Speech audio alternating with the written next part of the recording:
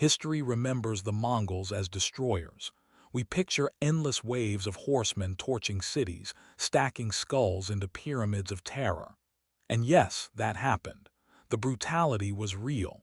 But if that's all you see, you're missing the bigger picture. You're missing one of the most transformative events in human history. Because Genghis Khan didn't just conquer the world, he connected it. He and his heirs created something unprecedented. A zone of peace and commerce so vast that legend said a woman carrying gold could walk from the Pacific to the Black Sea without harm. This is the story of the Pax Mongolica, the Mongol peace. A peace built on violence, yes, but one that created the world's first truly global economy, and then destroyed it with a printing press. The Silk Road before the Mongols. A beautiful myth before the Mongols, the Silk Road was more legend than reality. It wasn't one road. It was a fragmented nightmare of routes broken by dozens of petty kingdoms, each with its own greedy ruler, crushing taxes and roving bandits. Moving goods was torture, trade crawled, costs were insane, danger was everywhere. Most merchants didn't survive the journey. Then the horsemen came. When Mongol armies swept into a city, terror arrived first. But what happened after the conquest changed everything. They didn't just loot and leave, they integrated. They absorbed cities into a unified system. For the first time ever, Asia's entire trade network fell under single management. Imagine driving from Portugal to Vietnam today without crossing a single border. No passports, no customs, no currency exchanges. That's what the Mongol Empire felt like for 13th century merchants. They slashed the taxes that had strangled trade for centuries. They standardized weights and measures across the continent. A pound of silk in China was a pound of silk in Persia. They grasped something earlier rulers missed. Commerce, not plunder, creates lasting wealth. The yam, the medieval internet, their greatest invention wasn't a weapon. It was an information network called the yam. Think of the Pony Express, but continental, supercharged with military discipline. Every 20 to 30 miles across Asia's plains and mountains, the Mongols built relay stations. Each had fresh horses, hot food, and beds. A rider with the right credentials, a golden tablet called a paisa, got absolute priority. They could ride full gallop, swapping horses at each station, covering 200 miles in a single day. Information that once took months now traveled in days. The Great Khan in Beijing could know Baghdad's grain prices before local governors did. This wasn't just for messages. It was the backbone of their economy. It let them move resources, shift armies, and transfer money faster than anyone on Earth.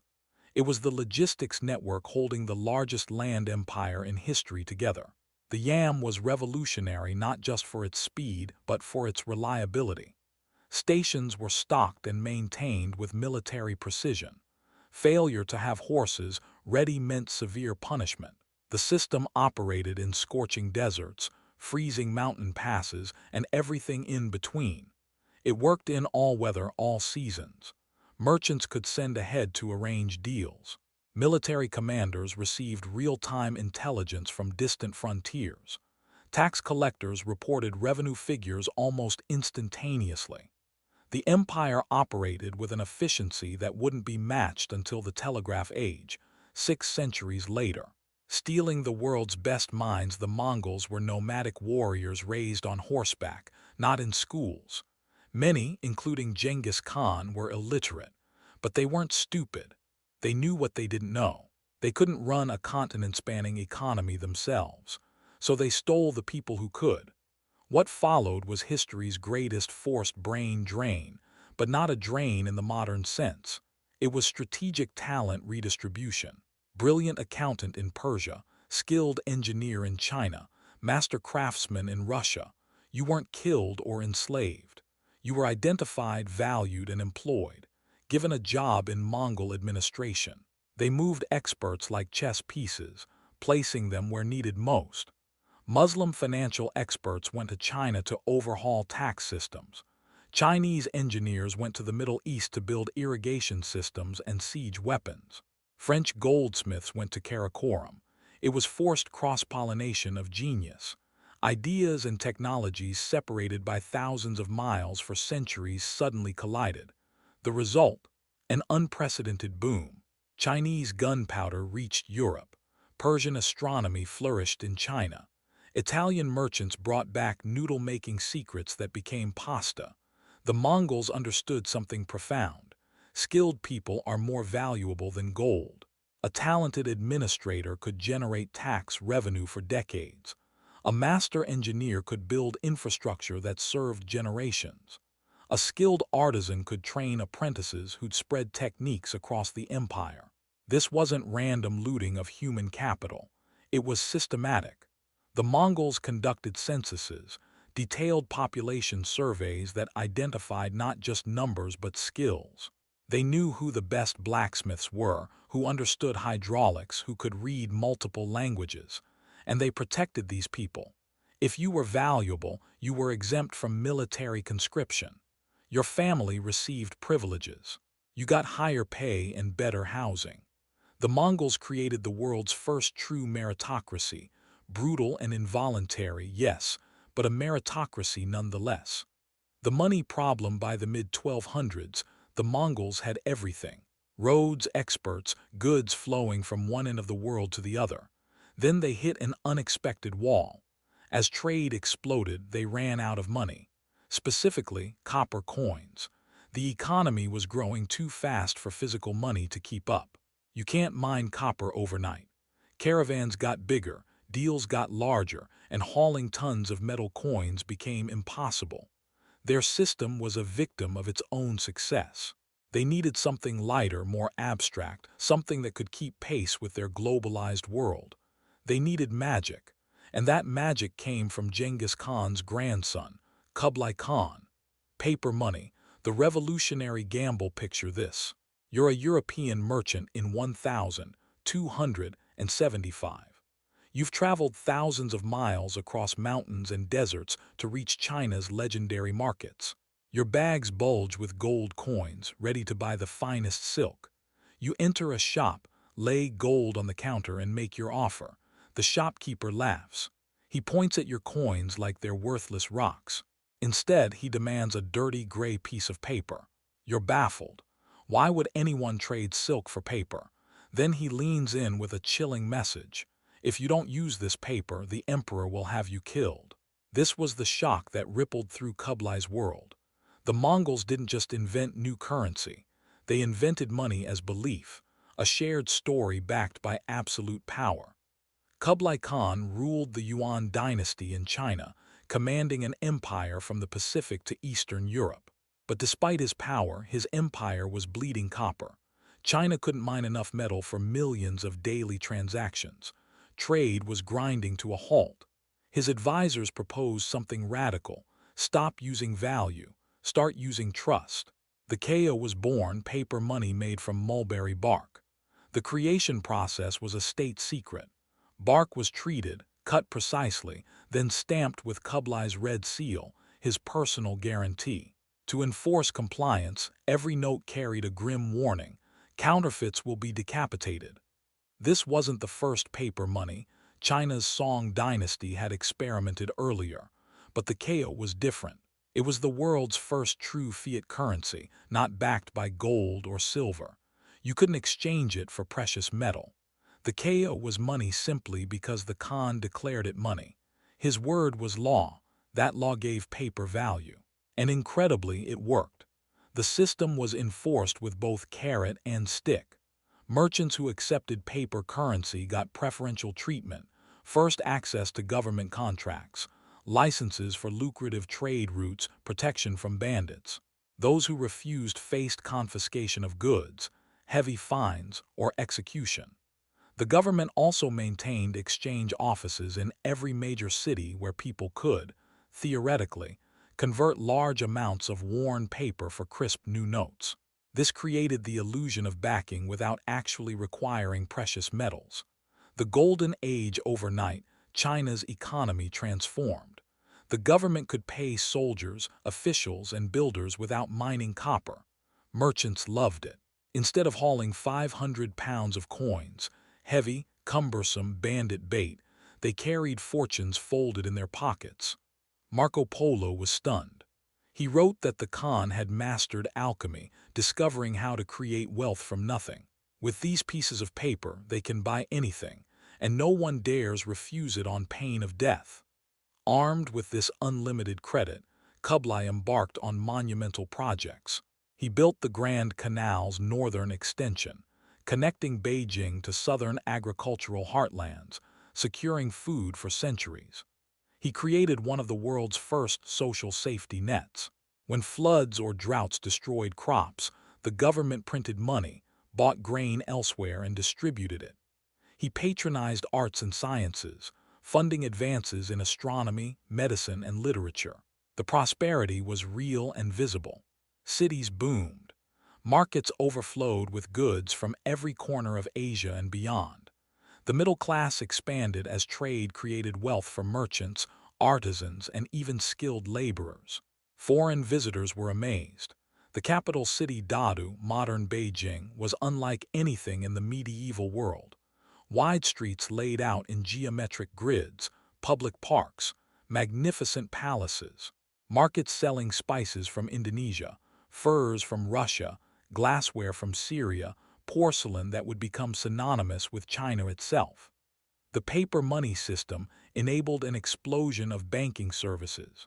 Money changers evolved into proto-banks, accepting deposits, making loans, even offering something like checks, written orders to pay from one account to another. For decades, it seemed perfect. The state had infinite spending power. The people had stable, convenient currency. But economics has an iron rule. If you make money easy to create, it becomes impossible to stop spending it. The fatal temptation. Kublai was arguably the richest, most powerful man alive. He had the ultimate power, the printing press. But he also had an ego to match his empire. He looked across the sea at Japan and thought, I want that too. He was about to make one of history's most expensive military mistakes, and he'd pay for it with paper. In 1274, Kublai decided to invade Japan. He didn't send a few boats, he ordered a massive fleet, thousands of ships, tens of thousands of soldiers and sailors. How did he pay? He printed money. Millions of paper notes. The fleet set sail, a terrifying sight. Then nature intervened. A massive typhoon, the kamikaze or divine wind, smashed the fleet to pieces. An entire army and navy gone. Most empires would pause, reconsider. But Kublai had a secret weapon, the printing press. So he tried again. Bigger fleet, larger army, more printed money. The Second Fleet sailed in 1281. Reportedly over 4,000 ships carrying 140,000 soldiers, the largest amphibious assault in history until modern times. For 2 months they besieged Japanese coastal positions. Then another typhoon struck. The fleet was annihilated. The cost was staggering. Historians estimate the 2 invasion attempts consumed resources equivalent to several years of imperial revenue. In modern terms, trillions of dollars. Entire forests in Korea and southern China were clear-cut. Shipyards operated around the clock for years. Hundreds of thousands of workers and soldiers were mobilized, fed, housed, and equipped. And it all vanished into the sea. Most leaders would be ruined. But the Mongols thought they had a cheat code. They believed they could print their way out of any problem. The descent begins to understand why they kept printing. Consider how the empire had changed. Genghis Khan's generation were hardened warriors living in saddles, sleeping in yurts. They conquered, took plunder, moved on. But Kublai's generation was different. They weren't nomads. They were bureaucrats living in lavish palaces in Dadu, modern Beijing. And palaces are expensive. The court was bloated. Thousands of officials, concubines, eunuchs, hangers-on, all living in luxury, all on the government payroll. The biggest expense wasn't palaces, it was keeping Mongol princes loyal. The traditional nobility on the steppes was restless. To maintain loyalty, Kublai sent constant streams of gifts, silk, jewels, cash. Let's call it what it was, bribery. and it cost a fortune. Early on, they paid with taxes from China's vast population. But as expenses grew, taxes weren't enough. They dipped into reserves, the actual silver and silk backing their currency. The ratio of paper to real assets began to skew dangerously. The Japan invasions were the tipping point. The scale rivaled D-Day. The cost was astronomical, trillions in modern terms.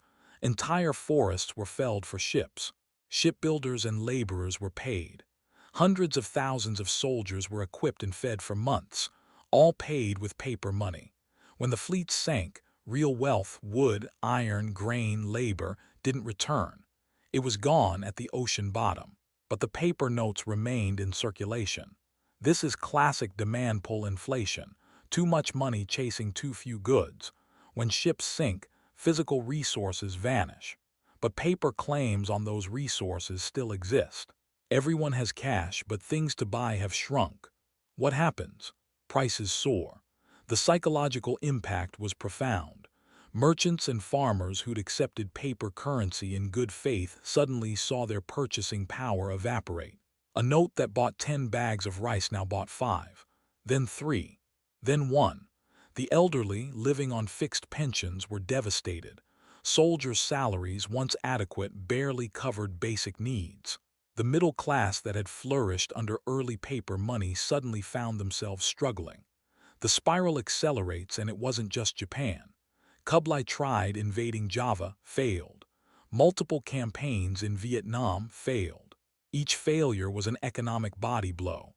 Soldiers died, ships sank, supplies vanished, but debt in paper form remained. To cover deficits, the Yuan government did what desperate governments always do: currency reform. In 1287, they issued new notes, declaring one new note worth 5 old ones. Classic devaluation. The government told everyone their savings were now worth 20% of yesterday's value. They robbed savers, merchants, and common people to pay for soldiers and failed wars. They sacrificed long-term stability for short-term cash. With easy money flowing, corruption exploded. Finance ministers became mob bosses, using printing press control to enrich themselves. They created monopolies on salt and iron, selling licenses to cronies. They confiscated merchants' goods under flimsy pretexts. The most infamous was Ahmed Fanikati, a Muslim official who controlled finance under Kublai. He enriched himself and his associates so blatantly that even the tolerant Kublai eventually had him executed. But the damage was done. The precedent was set. Officials throughout the empire realized the printing press was a tool for personal enrichment. State monopolies proliferated. Salt, essential for preserving food, became a government monopoly with prices controlled centrally. Iron and steel production was monopolized. Tea, increasingly popular, was monopolized. Each monopoly generated revenue for the state and kickbacks for officials. This eroded the critical foundation of fiat currency, trust. People realized their paper was losing value daily. So they hoarded real assets, burying silver coins and copper pots under floorboards.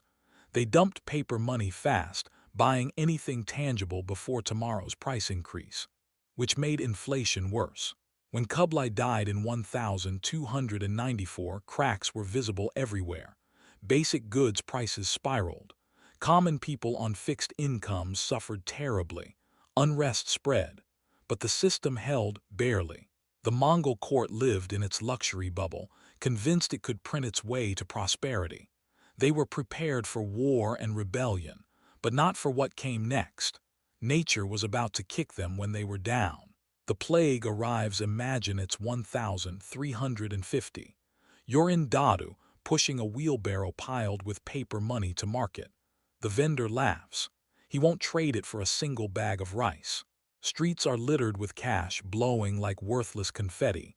The government panics. Their solution: print more. They add zeros, printing ever higher denominations, desperately trying to keep up with chaos. Then whispers start. People are sick. Black boils appear on necks and armpits. Fever takes hold.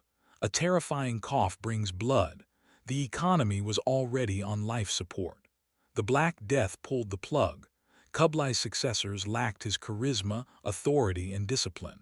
Surrounded by factions and power struggles, they faced recurring problems. They always wanted to spend more than they had. Military campaigns, palaces, bloated bureaucracy, all cost money. Facing budget shortfalls, they chose the easiest solution: order the presses to run. A little at first, then more than a flood. They created money from thin air. But here's what they ignored: you can print money, but you can't print value. By the 1340s, control was lost. Paper money's value plummeted.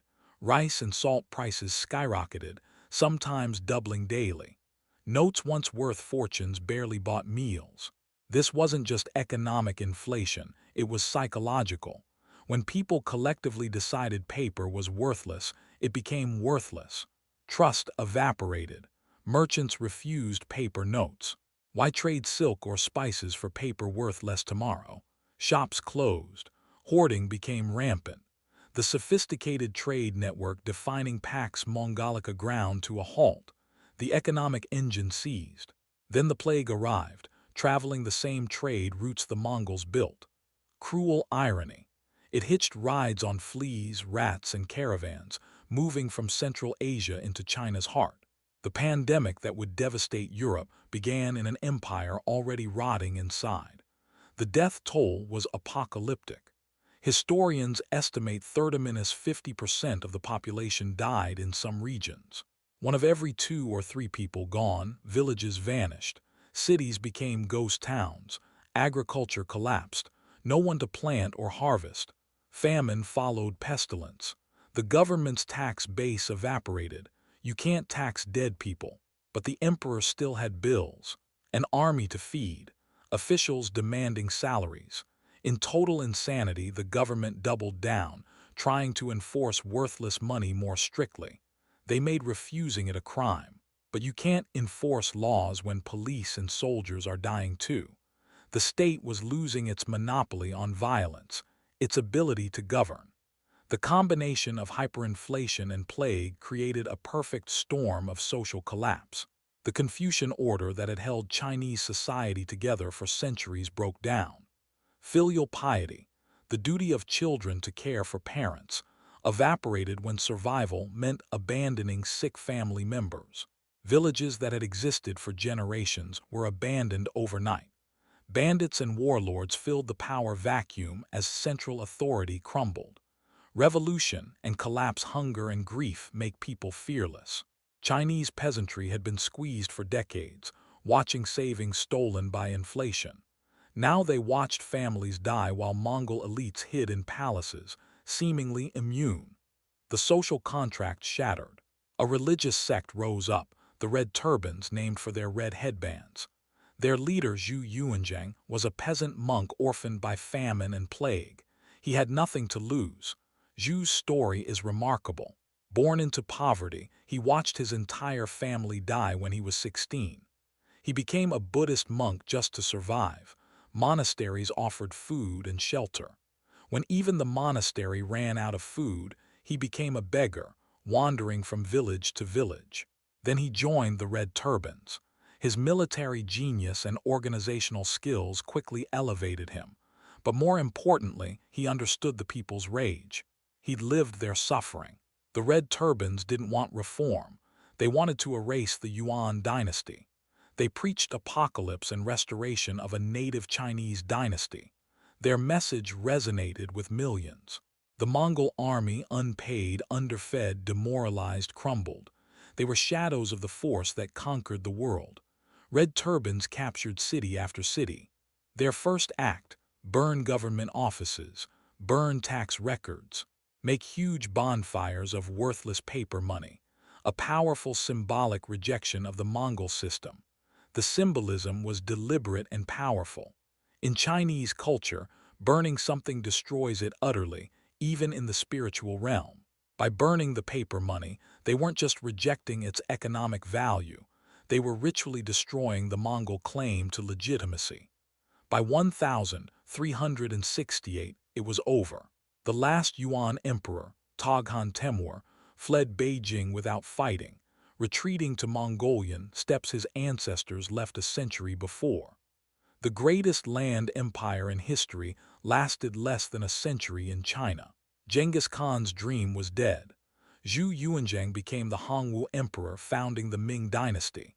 His first order: abolish paper money. The trauma was so deep, China wouldn't trust paper currency for nearly 500 years. They returned to basics: silver and bronze coins. They also turned inward, closing borders, restricting foreign trade, rebuilding the Great Wall. The Silk Road era was over. China looked inward, suspicious of the outside world that brought plague and economic ruin. The Ming dynasty's rejection of paper money was absolute and lasting. Hongwu Emperor even banned the teaching of paper currency systems. Records of yuan monetary policy were destroyed or hidden. For centuries afterward, Ko became a curse word in Chinese, associated with betrayal and worthlessness. This monetary trauma had profound consequences. When European traders arrived in the 16th century with silver from the Americas, China eagerly absorbed it, becoming the world's great silver sink. Chinese insistence on hard currency payment shaped global trade patterns for centuries. The lesson: the Yuan dynasty's fall is more than ancient history. It's a lesson terrifyingly modern. It proves that while states can create infinite money, they cannot create infinite value. The Mongols built an economic miracle on trust's foundation. But when they abused that trust, printing money to solve all problems, the miracle became a nightmare of hyperinflation, collapse, and revolution. Genghis Khan conquered the world on horseback. His grandsons lost it with a printing press. The pattern is clear. Fiat currency works only as long as people believe in it. That belief rests on government restraint and credibility. Once trust breaks, the entire system collapses. The Mongols discovered what every empire learns eventually: you can't cheat economics forever. You can't print prosperity. Real wealth comes from real production, real goods, real services. Paper is just paper, unless backed by something genuine. The Black Death was devastating, yes, but the empire was already dying from self-inflicted wounds. The plague just finished what inflation started. This is the true story of the Pax Mongolica, a brilliant innovation, paper money, that enabled unprecedented prosperity, until those in power couldn't resist the temptation to print, and print, and print, until trust died, until the system collapsed, until revolution swept away the dynasty. History repeats because human nature doesn't change. The tools get more sophisticated today. We have digital currencies and central bank computers instead of mulberry bark and red seals. But the temptation remains the same: create money to solve problems. And the danger remains the same: abuse that power and you destroy the very foundation of prosperity. The parallels to modern times are striking and uncomfortable. When governments face crises, wars, pandemics, economic downturns, the printing press, now digital, becomes irresistible. Modern economists debate whether current monetary policies resemble Kublai Khan's mistakes. Inflation in the 2020s has sparked renewed interest in this medieval cautionary tale. The Mongols connected the world. They created the first global economy. They invented modern logistics. They pioneered information networks. And then they destroyed it all with paper. The irony is profound. The same innovation that enabled their golden age, paper money, became the instrument of their destruction. It's a reminder that every powerful tool carries inherent dangers. Fire warms and cooks, but it also burns. Money facilitates trade and prosperity, but it also tempts those in power to create something from nothing. The Mongol Empire's rise and fall teaches us that prosperity requires more than innovation. It requires wisdom, restraint, and respect for economic reality. Kublai Khan had the innovation. His successors lacked the wisdom and restraint. And so one of history's greatest empires collapsed, not from external conquest, but from internal economic suicide, a warning that echoes across 7 centuries to our own time. Thank you for watching. If you want to understand how economies rise and fall, how wealth is created and destroyed, and what history's greatest cautionary tales teach us about our own time, make sure to subscribe. These patterns repeat, and understanding them might be the most valuable knowledge you can possess. We'll see you in the next one.